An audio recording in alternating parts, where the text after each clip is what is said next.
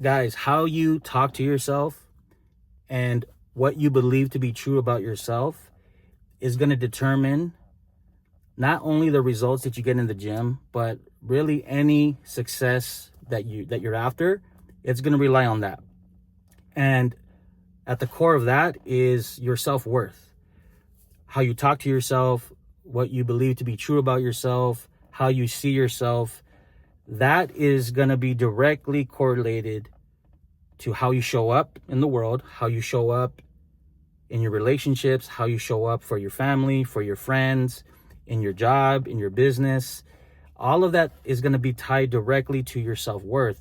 And so if you got low self-worth, if you on a daily basis are telling yourself that you ain't shit, you ain't never going to be shit, well then guess what? You ain't shit. But on the flip side, if you're amping yourself up, if you're telling yourself that you're the hottest shit out there, that you are God's gift to this world, well, then you're going to act that way, right? And believe it or not, your subconscious mind is going to listen to how you talk to yourself. It's paying attention, right? Because even if you say it jokingly, your subconscious mind doesn't know the difference, guys. It's paying attention. It's recording, right? So if you're talking to yourself in that way, it's recording that. And if you're talking to yourself in the positive way, it's recording that. So you have to be very mindful of how you're talking to yourself and the shit that you're doing. Like, you can think positively, but if you're acting out of alignment, your subconscious mind is recording that. And you're not going to be able to raise your self-worth if you're lying. You cannot lie to your subconscious mind. It knows when you're full of shit. So again, if you got low self-worth right now, you don't think very highly of yourself, you don't believe that you're worth much, then I'm going to show you guys how to not just address that, but to really change it, okay? And I'm going to give you guys an example. So one of my biggest invisible chains, I guess you can call it, was this belief that that I wasn't good enough, right? I had low self-worth at one point. And what I didn't realize was how that belief of I'm not good enough, how it was actually affecting me in all areas of my life, not just in the gym and, how fit I was, but really how I was showing up for my family, for my friends, for my business. And it wasn't until I took the time to really sit with that. I literally sat down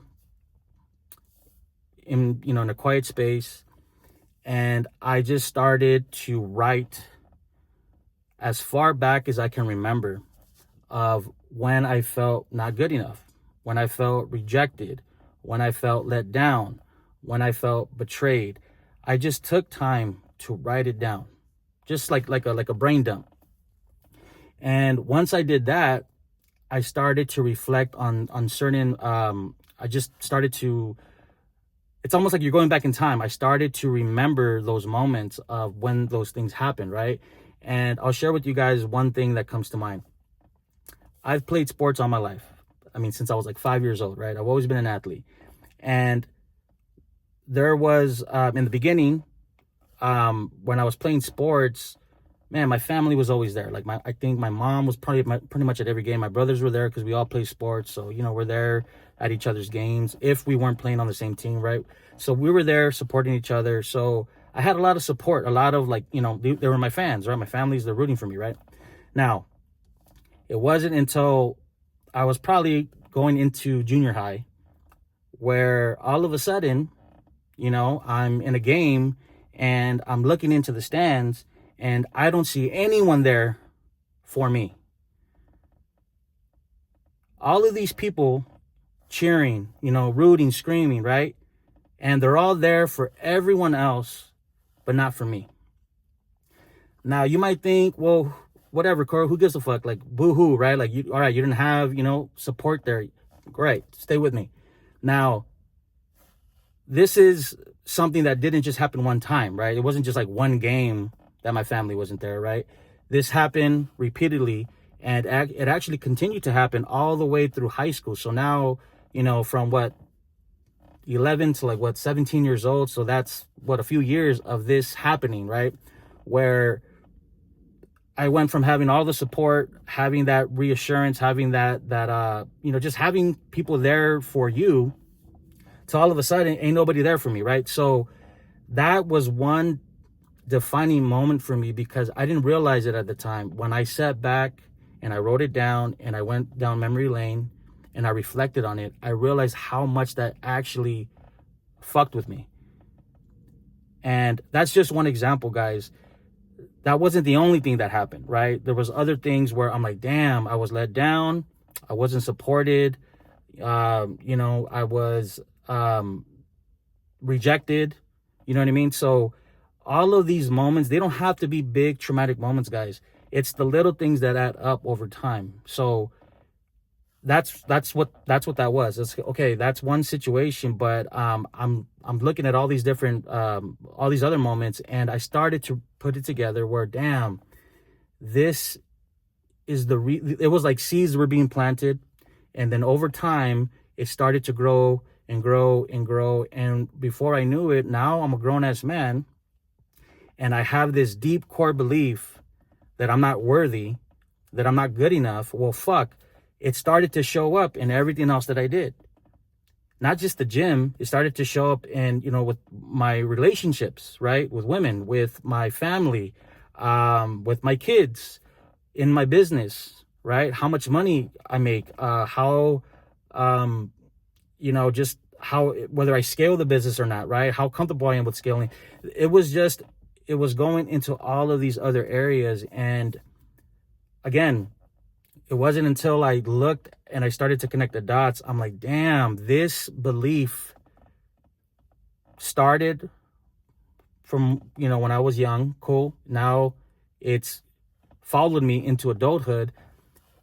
I have to do something about this, because if I don't change the way I see myself and how I talk to myself and what I believe to be true about myself, if I do not rewire that part of my subconscious identity, then I'm fucked. I'm going to be capped out. I'm going to continue to struggle in these areas. I'm only going to be as good and as successful, right? As my self-worth. Like wherever my self-worth caps at, that's where I cap at. And the same thing is true about you guys. If that's, you know what I mean, where you're at right now, where, you know what, I don't think I'm not in the shape I want to be in. I'm not really happy with just the way things are going in any area of your life. Well, you have to check that part. Well, how are you showing up? You know what I mean? How are you showing up? And if you guys do not take the time to reflect on that, and if you just brush it off, then I'm telling you, that is an invisible chain. It's an invisible chain, and it's a sneaky motherfucker. Like if you do not raise your self-worth, and the only way you're going to do that, guys, is by, honestly, the only way you're going to do it is by keeping your commitments. You are going to have to prove to your subconscious mind that you are worth it. And the only way to do that is by making yourself proud, by doing the things that you say you're going to do. And it doesn't have to be these crazy, over the top things. You're not going to conquer the world in a day. You just have to do things that you can commit to and that you can follow through with. Because believe it or not, your subconscious mind doesn't know the difference between the small goal and the big goal. It just knows, did you do it or not? Did you follow through? If you did, that's now you're putting a deposit into this new identity, right? Or if you didn't, now you're withdrawing from that identity. You're staying stuck in this current version of you, right? So each moment, each decision, you're either vouching for the man that you want to be, or you're basically telling yourself, I ain't shit, and you're just going to stay where you are. And a lot of people get stuck there.